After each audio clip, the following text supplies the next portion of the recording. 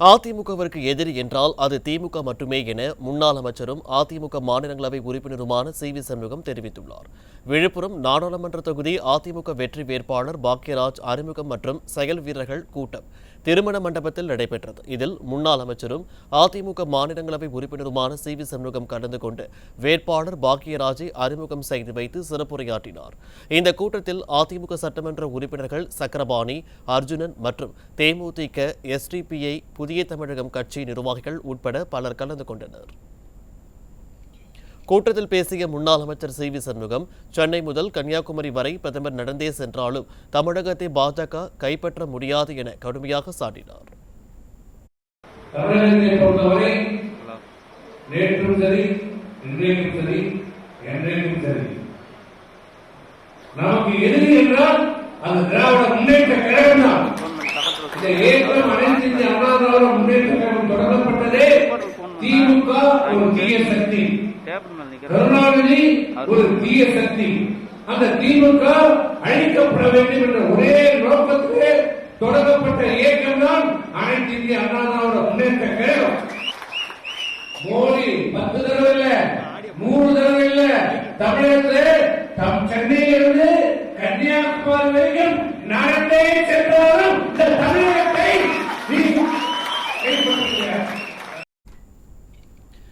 திமுகவும் பாஜகவும் எதிரி போல நாடகமாடி தமிழ்நாட்டு மக்களை ஏமாற்றி வஞ்சித்து வருவதாக முன்னாள் அமைச்சர் சி.வி. சண்முகம் விமர்சித்தார்.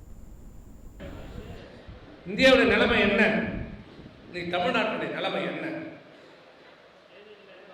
இன்னைக்கு 10 ஆண்டு காலம் பாரதிய ஜனதா கட்சி ஆட்சி, 3 ஆண்டு காலம் இங்கே திமுக ஆட்சி. மக்கள் நல்லா இருக்காங்களா? சந்தோஷமா இருக்காங்களா? பாரதிய ஜனதா கட்சி கொடுத்த வாக்குறுதி நிறைவேற்றிருக்கிறதா? திமுக கொடுத்த வாக்குறுதியை நிறைவேற்றிருக்கிறதா? மோடி சொன்ன வாக்குறுதியை நிறைவேற்றிருக்கிறாரா? ஸ்டாலின் சொன்ன வாக்குறுதியை நிறைவேற்றிருக்கிறாரா? ஆனா 2 பேரும் பாரு சண்டை போடுற மாதிரி காட்டுவாங்க. அந்த கீரியும் பாம்பும் மாதிரி தான் இந்த மோடியும் இந்த ஸ்டாலினும் தமிழ்நாட்டு மக்களை எதிரி என்று ஒருவர் நாடகம் நடத்தி கொண்டிருக்கிறார்கள். இதான் உண்மை. 2 பேருமே இந்த நாட்டு மக்களை ஏமாற்றி வஞ்சித்து மக்களை இன்றைக்கு ஏழ்மை நிலையில தள்ளியிருக்கிறார்கள். சிபிஐ, அமலாக்கத்துறை, வருமான வரித்துறையுடன் பாஜக கூட்டணி வைத்துள்ளதாகவும், விடியா திமுக அரசை எதிர்த்து பேசினால் லஞ்ச ஒழிப்புத்துறை மூலம் வழக்கு பதிவதாகவும் கடுமையாக விமர்சித்தார். மாநில அரசாங்கமும் இருக்கட்டும், மத்திய அரசாங்கமும் இருக்கட்டும், யாரை எதிர்த்து பேசினாலும் கருத்து சொன்னாலும் இன்றைக்கு மத்திய அரசாங்கம் என்ன பண்ணுது? மத்திய அரசாங்கத்திற்கு பாரதிய ஜனதாவுடைய கூட்டணி யார்? யார் அவருடைய கூட்டணி? அவருடைய கூட்டணி சிபிஐ, அமலாக்கத்துறை, வருமான வரி. இதுதான் பாரதிய ஜனதாவுடைய கூட்டணி. இந்த தமிழ்நாட்டில் என்ன? தமிழ்நாட்டில் திமுகவுடைய இந்த அரசை பேசினால் உடனடியாக வழக்கு, இல்ல லஞ்ச ஒழிப்புத்துறையை வைத்து வழக்கு. இந்த தவிர இவர்களுக்கு எதுவுமே தெரியாது. தொடர்ந்து பேசிய முன்னாள் அமைச்சர் சி.வி. சண்முகம், நட்போடு பழகுவது போல் நடித்து தமிழ்நாட்டில் இருந்து அதிமுகவை பாஜக மற்றும் எதிரிகள் அழிக்க நினைத்ததாக குற்றம் சாட்டினார். இந்த இயக்கத்திலே இருந்து இந்த இயக்கத்தால் அடையாளம் காட்டப்பட்டவர்கள், இந்த இயக்கத்தால் அடையாளம் காட்டப்பட்ட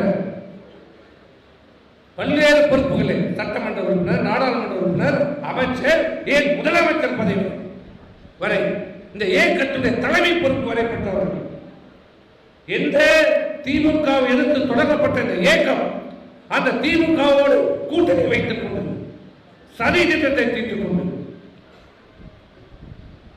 நம்மோடு உறவாடி நம்மோடு நட்பாக இருப்பதும் சொல்லி நம்ம தோல்மலே கையை போட்டு நம்முடைய இயக்கத்தை பிளவுபடுத்தி பலவீனப்படுத்தி இந்த தமிழகத்திலே அனைத்து இந்த அண்ணா திராவிட முன்னேற்றத்தை அழித்து விடலாம் என்று சொல்லி ஒரு பக்கம் எதிரி, ஒரு பக்கம் கூடவே இருந்து நண்பனாக இருந்து நம்ம அழிக்க பார்த்த பாரதிய ஜனதா கட்சி, இந்த 2 பேரும் நட்போடு இருந்து கொண்டு இந்த இயக்கத்தை அழிப்பதற்கு துணை போன துரோகி.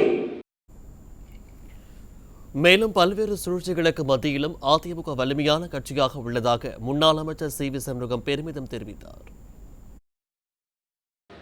இத்தனை சூழ்ச்சிகள், பலமான அதிகாரமிக்க இங்கே ஆண்டு கொண்டிருக்கின்ற இயக்கம், இங்கே மாநிலத்திலே ஆண்டு கொண்ட இயக்கம், இத்தனை துரோகிகளும் எதிரிகளும் அந்த சூழ்ச்சிகளும் மத்தியிலும் இன்றைக்கு இந்தியாவிலே தப்பி அவருடைய சூழ்ச்சியிலிருந்து இந்த இயக்கத்தை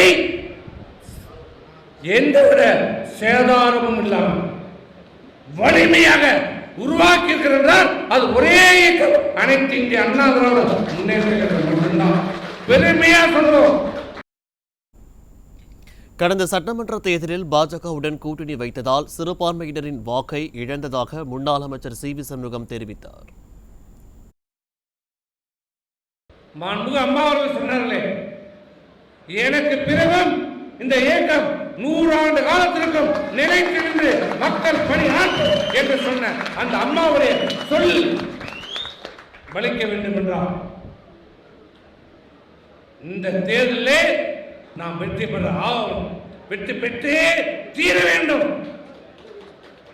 அதுலேயும் முக்கியமாக இந்த விழுப்புரம் நாடாளுமன்றத்தில் நாம் வெற்றி பெற்றே ஆகும். ஏன்னு உங்களுக்கு தெரியும்,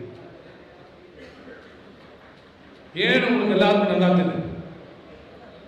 இன்றைக்கு 2022 சட்டமன்ற தேர்தலில் நாம் வெற்றி பெற்றிருக்க வேண்டிய தேர்தல், அந்த தேர்தலுக்கு தோல்விக்கு பல்வேறு காரணங்கள் இருக்கிறது. அதுல ஒரு காரணம் நம்ம ஊர். யாரு எப்படி பாரதிய ஜனதா கட்சியோடு இணைந்ததால் சிறுபான்மை வாக்குகளை நாம் இழந்தோமோ, அதே போன்று இன்றைக்கு இந்த பாட்டாளி மக்கள் கட்சியுடைய நாம் அன்றைக்கு இணைந்ததால் பல்வேறு தரப்பினுடைய எதிர்ப்புகளை நாம் ஏற்க வேண்டிய நிலைமை இருந்தது.